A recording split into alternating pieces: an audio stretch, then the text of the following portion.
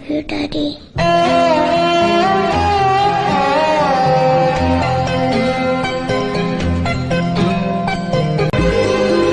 பிள்ளை நிலா பள்ளி செல்ல அவள் பையோடு என் இதயம் துடிக்க கண்டேன். தேவமகள் தொங்குயிலே சில தெய்வங்கள் தொங்குகின்ற அழகை கண்டேன். சிற்றாடை கட்டி அவள் சிரித்த போது என்னை பெற்றவள் சாயல் என்று பேசிக்கொண்டேன்.